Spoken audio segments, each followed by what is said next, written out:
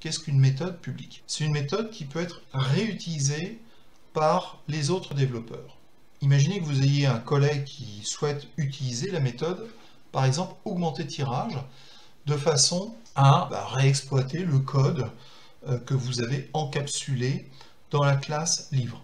Il ne veut pas savoir le détail de l'implémentation. Tout ce qu'il sait, c'est qu'il doit pouvoir augmenter le tirage en utilisant votre méthode. Votre collègue va donc utiliser cette méthode, mais il n'est pas forcément au courant des contraintes que vous aviez imaginées quand vous avez développé cette méthode. Concrètement, qu'est-ce qui se passerait si nombre d'exemplaires est un nombre négatif? Comment réagirait votre programme? Je veux non pas avoir plus 100 exemplaires, mais je mets moins 100. Ça peut être une faute de frappe, ça peut être volontaire. Qu'est-ce qui se passe? Eh bien, si je clique sur démarrer, le programme ne réagit pas et il accepte benoîtement le fait qu'il y ait un tirage de moins 80 du livre Apprendre C# en s'amusant. Évidemment, ça n'a pas de sens. Comment remédier à ce genre de difficulté? Le principe de base étant, en matière de développement informatique, de vérifier, contrôler les données qui sont saisies ou les données qui sont transmises avant même de les utiliser. Je vais m'appuyer sur la différence qu'il peut y avoir entre une propriété privée et une propriété publique. Je vais déjà rendre privé mon tirage. C'est-à-dire que je veux effectivement qu'il n'y ait plus de possibilité d'avoir un tirage qui soit négatif. Je la rends privée. Une convention fait qu'on met en minuscules les valeurs qui sont privées, que ce soit une propriété ou une méthode. Je vais maintenant créer une propriété publique, cette fois-ci, publique de type int, bien sûr. Alors, je pourrais soit l'appeler tirage, avec cette fois-ci un T majuscule. Souvenez-vous que C# est sensible à la casse, mais je peux aussi donner un nom différent. Donc je vais indiquer ici que c'est le tirage en cours, et je vais définir cette propriété publique de la façon suivante. Je vais indiquer au programme qu'est-ce qu'elle doit faire lorsque quelqu'un va chercher à lire la valeur tirage en cours. Par exemple, quand il faudra faire le return de ce qui va être le tirage en cours, eh bien, ça consiste à lire le contenu en mémoire. Donc pour cela, j'utilise une méthode un peu particulière qui s'appelle la méthode get et qui consiste à dire, quand quelqu'un veut récupérer la valeur de tirage en cours, qu'est-ce que je fais? Eh bien, je vais tout simplement renvoyer la valeur de la propriété privée, c'est-à-dire de tirage. Tout simplement.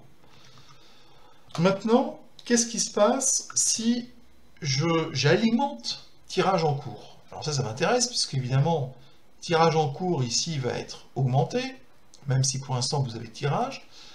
Donc, comment tirage en cours va réagir? Eh bien, j'ai une autre méthode qui s'appelle set. On va faire un petit peu de place. Et je vais clairement donner une règle de fonctionnement pour alimenter la valeur tirage en cours. Et je vais indiquer que je vais tester ma valeur. Si, alors il existe un mot-clé, un mot réservé, qui est le mot value.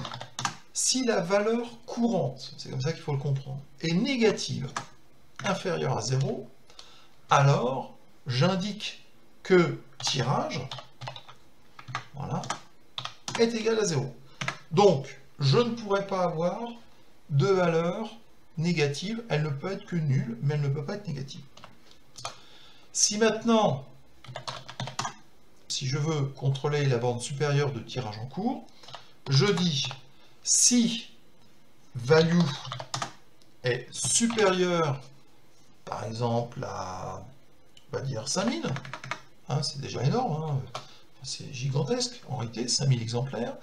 Donc si c'est supérieur à 5000, alors soit je peux là aussi borner ma valeur de tirage en disant voilà, je ne dépasse pas 5000, il faudra que je regarde ce qui se passe, mais je ne peux pas dépasser 5000, d'accord? Et dans tous les autres cas, je vais tout simplement dire que tirage égale value. Voilà, donc c'est une méthode qui me permet de cette façon-là de contrôler, de borner finalement les valeurs de tirage en cours. Alors, voilà, j'ai oublié le petit... Ici, ça ne suffit pas, puisque tirage en cours est bien défini. Par contre, tirage n'existe plus, ce qui est normal. Il faut donc que je remplace tirage. Alors, j'ai deux possibilités. Soit je remplace par la propriété privée. Mais si je fais ça, vous comprendrez que je ne délègue plus à tirage en cours le contrôle de la valeur tirage, et donc je vais retomber dans les problèmes que j'ai rencontrés. D'accord? Donc ici, il vaut mieux que j'utilise tirage en cours pour bien contrôler ce qui va se passer lorsque je vais alimenter la valeur tirage en cours. Donc c'est-à-dire qu'en gros, cette logique va s'exécuter, et notamment celle-ci, puisque je suis dans le cas d'une affectation de données. Et maintenant, je peux retourner tirage en cours de manière logique, donc je vais renvoyer la valeur de tirage qui aura été calculée précédemment dans la méthode set. Au niveau de mon programme, est-ce qu'il y a des changements? Eh bien oui, puisque la définition de tirage n'existe plus, donc je dois remplacer mon tirage par tirage en cours. Et vous remarquerez d'ailleurs que la propriété privée tirage n'apparaît pas. Alors ça c'est très important parce que ça signifie que votre collègue développeur, lui, ne verra que tirage en cours. Il ne verra pas, il ne saura pas qu'il existe une propriété privée qui s'appelle tirage. Il ne verra que la propriété tirage en cours, la propriété publique. C'est un des intérêts, et ce n'est pas le moindre, de la programmation orientée objet. Cette encapsulation permet de cacher l'implémentation de votre logique, permet de n'exposer que ce que vous souhaitez montrer. Donc en l'occurrence, votre collègue ne pourra pas voir, vous non plus d'ailleurs, mais ne pourra pas voir la propriété tirage tout court, il ne peut voir que tirage en cours. Bien, alors faisons un essai, donc je vais faire un essai avec 100. Il n'y a pas de changement, ça c'est normal. Si maintenant je mets moins 100, qu'est-ce qui se passe? Voilà, j'ai effectivement un tirage de 0 du livre, etc. Parce que j'ai décidé de borner en borne minimum à 0. Si évidemment je mettais un très très grand chiffre, j'aurais aussi un bornage au niveau de la borne supérieure. Alors je vous disais, effectivement, on peut borner de cette façon-là, mais il est possible de gérer un peu différemment ce cas-là, parce qu'après tout, j'ai mis tirage égale 5000, mais il y a peut-être d'autres choses à faire. Alors, pour cela, il faut que je supprime cette instruction, et je vais la remplacer par, en fait, une autre instruction qui va lever une exception. Alors, qu'est-ce que ça veut dire, lever une exception? Donc ça signifie que dans le déroulement du programme, il va arriver un événement qui va interrompre ce flux. Donc c'est pour ça qu'on dit lever une exception. Alors en anglais, on utilise l'instruction throw new exception. Donc en fait, voilà, on appelle exception et on transmet, on indique en paramètre le message que l'on souhaite afficher. Donc ici, on va dire que le tirage est excessif. Merci de vérifier. Sa valeur. Très bien. Et donc, qu'est-ce que ça va faire comme différence?